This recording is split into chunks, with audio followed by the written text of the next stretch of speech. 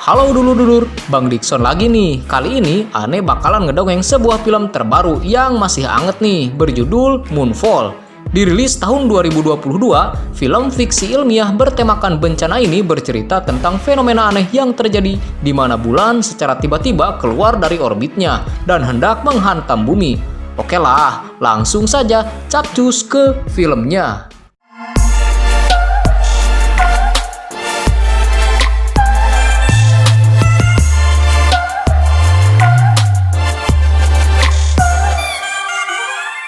Di awal scene, kita diperlihatkan beberapa astronot yang lagi ronda di luar angkasa. Mereka bernama Brian Harper, Alan Marcus, dan Jocinda Fowler. An old married couple? She's my work wife. Back to work, Ricky. Oh, yes they are. It makes even less sense. Saat lagi bertugas, tiba-tiba alarm di pesawat mereka berbunyi dan Brian melihat makhluk asing aneh yaitu Swarm yang sedang menuju ke arah mereka. Swarm itu lantas menghantam mereka semua. Dalam kejadian itu, mereka harus kehilangan salah satu astronot yaitu Alan akibat terhempas ke ruang hampa karena tertabrak Swarm tersebut. I'm losing air! I'm losing air! Brian! Help me! Marcus! Singkat cerita, setelah berhasil kembali ke bumi, Brian disidang komite disiplin astronot. Dia lantas menjelaskan semua yang terjadi. Namun, pihak komite tak percaya dan Brian malah dipecat dari NASA.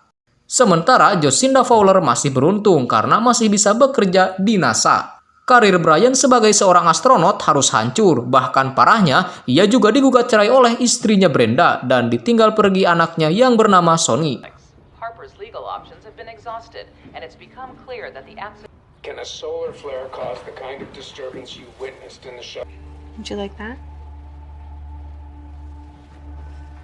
Scene melompat ke 10 tahun mendatang, di mana kita diperlihatkan seorang bernama Casey Houseman yang merupakan maniak teori konspirasi dan sangat menyukai dunia astronomi. Dia sedang menyusup ke sebuah ruangan di Universitas California demi mengumpulkan informasi tentang aktivasi orbit di bulan. Dia pun mendapati aktivasi janggal dan orbit bulan yang diterimanya melalui sebuah email dan segera menghubungi NASA, namun tak kunjung mendapat respon. Oh crap. Was that red or blue? Please tell me it was blue. Observatorio Nacional de Chile. I'm sorry, sir. My mom always said it's better to beg for forgiveness than ask permission. Professor. Oh, yeah, I'm still tracking our moon's orbit. Would you mind sending last night's scans? Di tempat lain, Jocinda masih menjalani hidupnya dengan baik, di mana dia tinggal dengan anak kesayangannya bernama Jimmy dan tentu saja masih bekerja di NASA. Esoknya, Jocinda bekerja seperti biasanya. Dia mendapati informasi yang aneh tentang berpindahnya orbit bulan dan kini mendekati bumi. Tak hanya itu, ternyata terdapat energi misterius yang berasal dari kawah bulan. We have photometric measurements of gaseous spectra being emitted from inside. Okay, then everybody speak at once. The moon's orbit. Kembali ke Casey, dia yang kesal karena tak mendapat respon dari NASA, segera mengumpulkan informasi dan lantas memberikannya pada Brian. Tapi lagi-lagi Brian tak percaya pada Casey dan bilang bahwa teori konspirasinya hanyalah omong kosong belaka. Oh yeah, that must be it. I knew you'd believe me. People usually think I'm some kind of crackpot. A natural body does not change its orbit overnight. Yeah, well, my natural body is walking away. I've made a shocking discovery. I need you to get me in touch with NASA immediately. Di rumah, Brian mendapat informasi dari Brenda bahwa anaknya Sonny ditangkap polisi lantaran trek-trekan di jalanan. Brenda lantas meminta Brian untuk datang ke persidangan dan menolong Sonny. Di persidangan, emosi Brian meluap-luap dan terus membantah hakim hingga hakim pun memutuskan untuk menunda persidangan selama 1 minggu karena kelakuan Brian tersebut. Di sisi lain, informasi mengenai bulan yang telah keluar dari orbitnya kini menyebar luas. Masyarakat pun meminta klarifikasi dari pemerintah. Untuk mencegah terjadinya kekacauan, pemerintah lantas memberikan informasi palsu mengenai bulan. Can someone tell me what the hell I'm looking at? The moon has entered an elliptical orbit. We've estimated a timeline of roughly 3 weeks. Maybe less than that. Kilometers. At that point, city-sized pieces of moon debris will rain. Tapi tetap saja masyarakat tak percaya dan keributan pun terjadi di mana-mana. Pada akhirnya, masyarakat memilih untuk menyelamatkan dirinya masing-masing. 2, 1. Ignition. This is it. We can potentially get a STC-62 en route by tomorrow. Potentially. Great. Civilization has already taken a serious nosedive. Looting has become a favorite part. Kenyataannya, sedikit demi sedikit, teori Casey mengenai bulan terbukti di mana ia meyakinkan bahwa bulan itu ciptaan alien dan terdapat pusat kendali di sana. Brian yang mulai percaya dengan teori konspirasi segera menemui Casey dan menanyakan segala sesuatunya secara detail. Warmth that's being harnessed for energy. Something obviously happened to the one inside our moon. Your website. You read my blog. You knew all this was happening. You know by now a huge problem is heading our way, and we're the only ones who can solve it. An emergency meeting is being called at our huge... Sementara itu, NASA mengirim beberapa astronot untuk mengecek keadaan bulan. Mereka lantas mengeluarkan alat dan mengirimkannya ke kawah bulan. Dan tiba-tiba...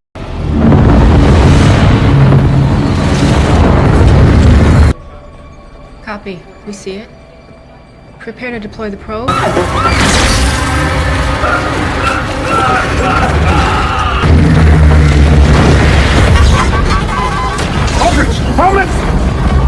SWAM muncul dan menghancurkan pesawat beserta seluruh astronot yang ada di dalamnya. Dari situlah, Jocinda meyakini bahwa bulan merupakan teknologi artifisial intelijen. Pemimpin NASA yang takut malah mengundurkan diri dan memilih untuk pergi berlindung bersama keluarganya. Dan kini tongkat kepemimpinan NASA berada di tangan Jocinda. So you're just gonna quit? What do you want me to do? I want you to help us figure out what the hell this thing is so we can... Don't argue, just pack your stuff. We're leaving. Tak berselang lama, tsunami besar tiba-tiba melanda akibat bulan yang keluar dari orbitnya dan kini mendekati bumi. Melihat kondisi yang semakin tak terkendali, pemerintah segera melakukan ratas atau rapat terbatas dengan pihak militer dan bermaksud menghancurkan bulan dengan menggunakan senjata nuklir, tanpa berpikir dampak yang akan ditimbulkan nantinya. Sebelum rencana tersebut dieksekusi, pemerintah meminta masyarakat untuk segera mengungsi ke bunker-bunker yang telah disediakan sebelumnya. Semua orang kini mengevakuasi diri masing-masing, termasuk Jocinda yang segera menyuruh anaknya segera berlindung ke bunker. Setelah itu, Joe menelepon mantan suaminya, Jenderal Davidson. Jocinda meminta agar pihak militer membatalkan rencananya karena dia yakin jikalau dia dan timnya mampu menghancurkan SWAM tanpa mengorbankan banyak nyawa. Setelah itu, Jocinda segera melakukan langkah awalnya dengan memanggil Brian dan Casey ke markas NASA. Di sana, dia memperlihatkan SWAM yang telah menghabisi beberapa astronot sebelumnya. Dia juga yakin bahwa SWAM merupakan penyebab utama bulan keluar dari orbitnya. Oh, effing way. During the attack, the moon was attempting to return to its original orbit. A handful of people have ever seen before. Casey knew the moon was out of orbit before you guys did. Social media. Really likely our moon was built by aliens. We have to get inside. Brian dan Casey akhirnya bergabung ke NASA dan bersiap-siap untuk menghancurkan SWAM di bulan. Di tengah persiapan, Brian diberi hadiah istimewa di mana anaknya Sony kini tengah dibebaskan dan akhirnya bertemu dengan Sony sebelum keberangkatannya. Karena tak punya cukup waktu, Brian hanya dapat memeluknya sebentar dan menyuruhnya untuk segera berlindung di bunker.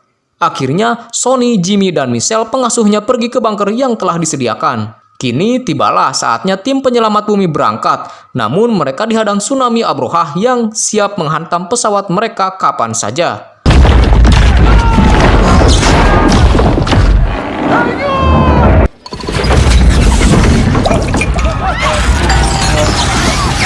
Big ass gravity wave coming your way. You have to launch now. Over. Did he say gravity wave? Untungnya, Brian berhasil mengendalikan pesawatnya dengan baik. Begitu juga dengan Sony yang berhasil selamat dari tsunami besar tersebut. Singkat cerita, mereka sampai di stasiun luar angkasa. Mereka beristirahat sejenak dan sejenak mengisi pertalit pesawat. Mereka pun menyadari bahwa waktu mereka tak banyak karena kini bulan tengah semakin dekat dengan bumi. Dengan arahan serta perhitungan Casey yang akurat, mereka melanjutkan perjalanan dan mulai mendekati bulan. Fueling valves are closed. When I was 10, I dressed up as an astronaut for Halloween. Scotty Ebersol told me I'd never go to space because I was too...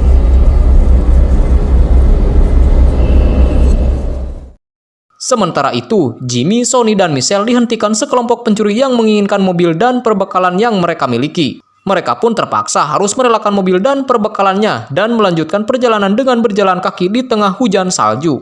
Pack, how are we gonna get into the bunker? We're gonna need another car, but I think I know where to get one. Keadaan bumi semakin mencekam. Hujan meteor berjatuhan di mana-mana yang berasal dari serpihan bulan yang kian mendekati ke bumi. Tak hanya itu, gravitasi bulan sangat kuat dan menarik apapun yang masuk dalam jangkauannya. Untungnya mereka berhasil sampai di rumah Brenda dengan selamat. Namun waktu mereka tak banyak, di mana mereka harus segera pergi ke bunker. Mereka pun segera mencari perlengkapan termasuk tabung oksigen sebagai antisipasi jikalau oksigen hilang akibat perubahan atmosfer. Scene berpindah ke Brian dan kawan-kawan. Mereka mulai masuk ke kawah bulan dan meluncurkan umpan pancingan Swarm berupa bom. Tapi Swarm yang merupakan AI jenius tak begitu saja terpancing dan malah menyerang pesawat Brian. Ternyata Swarm ini hanya tertarik pada teknologi atau perangkat lain yang aktif. Untunglah Brian menyadari hal tersebut dan menghancurkan ponsel Casey. Seketika Swarm tersebut pergi dan kembali ke kawah bulan.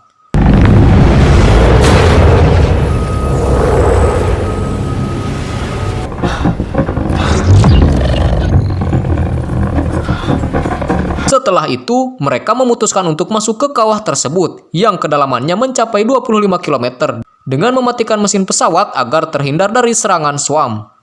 Mereka berhasil masuk meskipun harus kehilangan beberapa bagian pesawat akibat tertabrak puing-puing bulan. Sesampainya di sana, mereka semua sangat terkejut sekaligus takjub melihat bulan yang ternyata sesuai dengan teori Casey berupa megastruktur raksasa.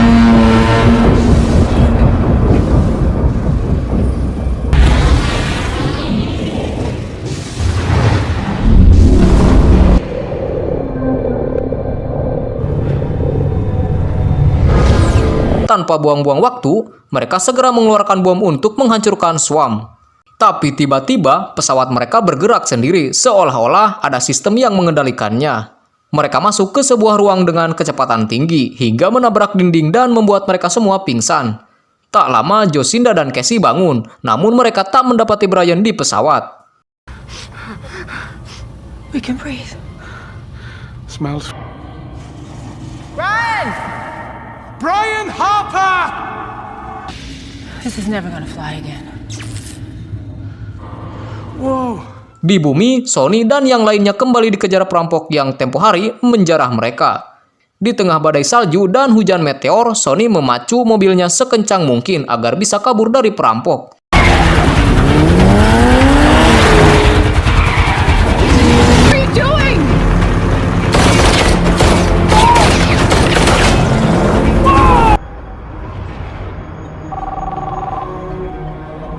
Setelah berhasil selamat, mereka mendapat telepon dari Jenderal Davidson. Dia sangat senang mengetahui anaknya Jimmy selamat. Sony lantas memberitahu sang jenderal bahwa Jocinda, Brian, dan Casey kini tengah berada di bulan dan mencoba menghancurkan Swarm. Dia sangat terkejut mendengarkannya karena sebentar lagi pasukan militer akan segera menghancurkan bulan. Sementara itu, Brian tengah berada di ruang serba putih. Di depannya ada Sony kecil yang mengatakan bahwa dirinya adalah sistem di pikiran Brian dan muncul menjadi sesosok yang paling berharga bagi Brian.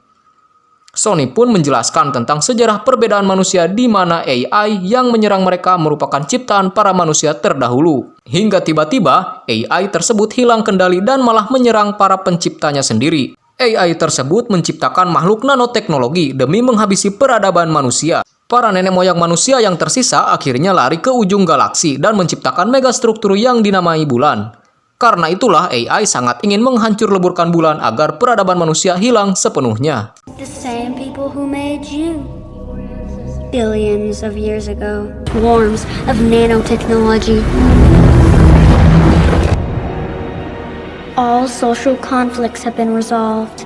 And wars. Setelah itu, Brian sadar dan memberitahukan informasi tersebut pada Jocinda dan Casey. Tanpa buang-buang waktu, mereka segera ke pesawat dan berencana untuk menghancurkan Swarm kembali. Di bumi, Tom harus rela kehilangan nyawanya dengan memberikan tabung gas oksigennya demi menyelamatkan anak-anaknya.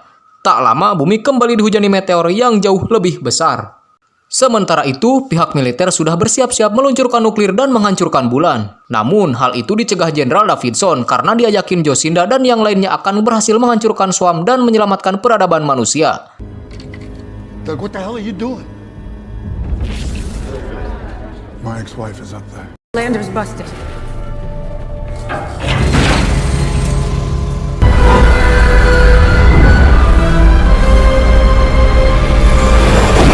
Scene berpindah kembali ke Brian dan kawan-kawan yang sedang berusaha menghancurkan Swarm. Brian pun mengutarakan idenya yang akan mengorbankan diri dan membawa mati Swarm bersamanya. Seketika rencana tersebut berubah dan malah Casey yang mengorbankan diri karena dia menganggap bahwa Brian merupakan kunci pengetahuan tentang bulan. Dia juga meminta Brian untuk menjaga ibunya sebagai gantinya. Check in on my mom. And you're not killing me now. You're saving everyone else. Akhirnya, Casey berhasil menjalankan tugas dan berhasil menghancurkan Swarm dengan menggunakan bom di pesawatnya. Seketika bulan kembali ke orbitnya dan kehancuran bumi batal terjadi.